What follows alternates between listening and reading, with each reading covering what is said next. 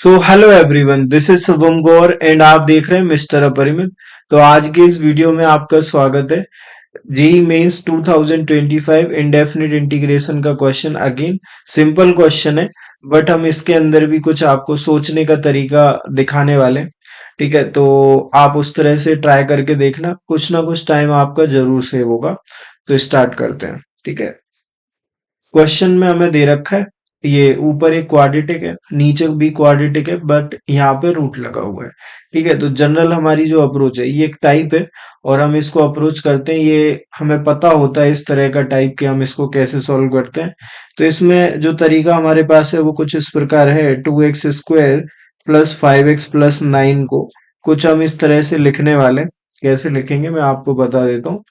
तो इसको लिखेंगे हम, पहले ए लिख लिया, ठीक है जी, और फिर ये जो डिनोमिनेटर है हमारा वो लिखेंगे। तो x² प्लस का x प्लस का 1, ठीक है, ये एक टाइप है। प्लस का b आ गया, b के बाद इसका क्या लिखना है, आपको डेरिवेटिव लिखना है। तो वो हो गया 2x प्लस का 1, ठीक है, और प्लस c। ऐसे करके आप इसको लिख सकते हो, है ना। और जब आप ए बी सी निकालोगे तो ये क्वेश्चन खत्म हो चुका होगा। ठीक है, अब मैं आपसे कह रहा हूँ कि ये ए बी सी जब आप निकालोगे तो आप नॉर्मली निकालने वाले हो। मैं कह रहा हूँ कि ये एबीसी आप डायरेक्ट भी निकाल सकते हो। ठीक है, अब सोच के देखना कैसे। देखो, सबसे पहले बात आती है ए की। ठीक है, तो ए जो है वो कैसे निकाल सकते हो आप, आपको पता है कि ये सेम चीज हमें ऊपर बनानी है। ठीक है, 2x² लिखा हुआ है। मैंने कहा कि तुम 5x को देखो कि 5x में से एक 2x तुम निकाल लो, ठीक है जी, और 9 में से तुम 2 निकाल लो। ठीक है, जो बचा उसको अपन साइड में लिख लेते हैं। तो 3x बचा और क्या बचा, 7 बचा।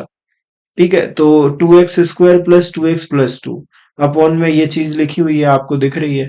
तो यहाँ से 2 निकलेगा। आप समझ गए, तो अपन डायरेक्ट लिख सकते हैं इस बात को। तो मैंने कहा कि एक तो पार्ट ये बनेगा, 2 ले लिया, ठीक है, और इसके साथ आपका आ गया x² प्लस का x प्लस का 1, 2 को बाहर लिख लिया। और इसके अपॉन में आपके पास क्या है, x² प्लस का x प्लस का 1, ये रूट के अंदर लिखा हुआ है, कोई प्रॉब्लम नहीं है, वो हम मैनेज कर लेंगे। और यहाँ पे इंटीग्रेशन ही हो गया dx, ये हो गया। अब जो बचा उस पे आ जाते हैं भाई। तो आपके पास बचा क्या, 3x प्लस 7, यही बचा है भाई, यही बचा है। तो इसको लिख लिया हमने, 3x प्लस 7, ये आ गया हमारे पास। और अब हमें ये जो रिमेनिंग पार्ट है वो बनाना है। तो देखो, इसको भी हम बना सकते हैं। ठीक है, अभी मैं आपको बना के दिखा रहा हूँ इसलिए टाइम टेकिंग है, अदरवाइज आप जल्दी भी कर सकते हो इस बात को। ठीक है, यहाँ पे dx आ गया। अब आप समझो कि आपको 2x प्लस 1 बनाना है। तो मैं आपको साइड में बना के दिखाता हूँ। 2x प्लस 1 बनाना है, बट हमारे पास क्या है, हमारे पास 3x प्लस 7 है। अब समझना, ये 2x है और ये 3x है। आपको बनाना क्या है, 2x बनाना है। क्या बनाना है, 2x बनाना है। यहाँ पे आप 2x प्लस 1 बनाना चाहते हो ना, यहाँ पे आप 2x प्लस 1 बनाना चाहते हो। तो हमने कहा कि हम एक काम कर सकते हैं क्या, कि हमने 2x प्लस 1 लिख दिया। 2x प्लस 1 लिख दिया सबसे पहले।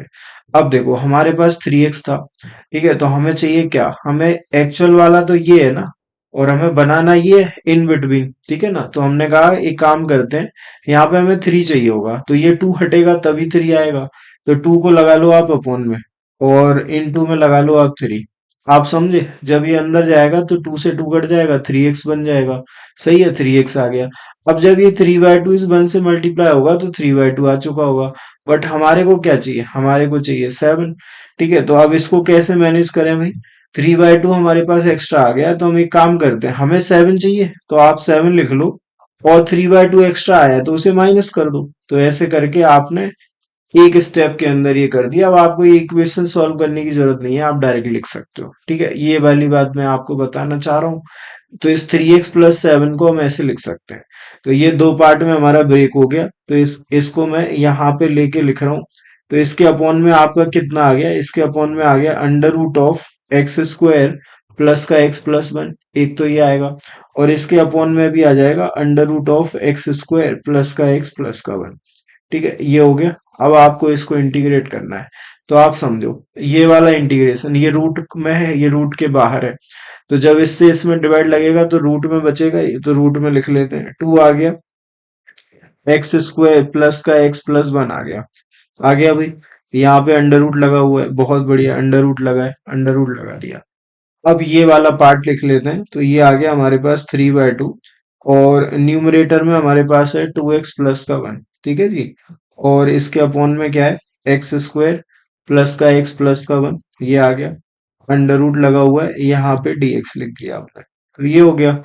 और आगे बढ़े तो ये 7 - 3/2 की बात करें तो ये 11/2 हमें दिखता है, तो 11/2 आ गया। और ये dx upon x square plus x plus one, ठीक है, दिख रहा है आपको, x square plus x plus one का अंडर रूट। ठीक है, ये पूरा क्वेश्चन है। वैसे देखा जाए तो अब आप इसे बना सकते हो, लेकिन कोई बात नहीं।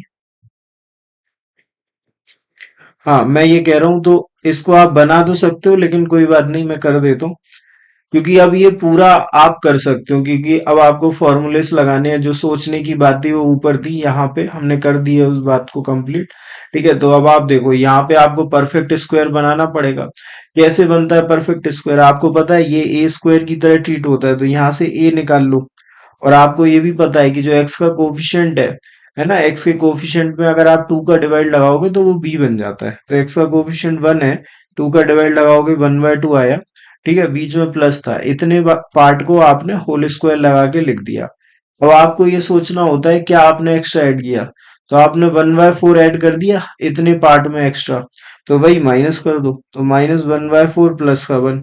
ठीक है, तो ये वाली पार्टी कितनी आ गई, ये आ गई हमारे पास, ये 4 - 1 3/4 आ जाएगा। तो इसको आप ऐसे लिख सकते हो, एक्स प्लस 1/2 का होल स्क्वायर। ठीक है, और 3/4 को लिख सकते हो आप √3/2 का होल स्क्वायर। ठीक है, और इस पे अंडर रूट लगा हुआ है, तो फॉर्मूला बनेगा under root of x square plus a square. तो आप कर लोगे। ठीक है, ये सेम चीज नीचे डिनोमिनेटर में क्रिएट हो जाएगी, तो इसका भी फॉर्मूला है dx upon under root x square plus a square का फॉर्मूला क्या होता है, log x plus under root of x square plus a square. और इसका फॉर्मूला भी आपको पता होगा, x/2 under root of x square plus a square, है ना, और प्लस का a square by two, plus का ए स्क्वायर बाय टू। और क्या आएगा, log x plus under root x square plus a square. यहाँ पे मैं आपसे कहूंगा कि इस वाले को आप टी मान लेना, या टी स्क्वायर मानना, आपका और जल्दी काम होगा। जैसे ही आप टी स्क्वायर मानोगे, सब कुछ एकदम धुएं की तरह उड़ जाएगा, खत्म हो जाएगा, और ये सिंपली आपको आपका आंसर दे देगा, है ना। तो इसके आगे आपको करना है, कमेंट में मुझे बताओ कि इसका क्या आंसर आएगा। ठीक है, तो ये वाला डन है।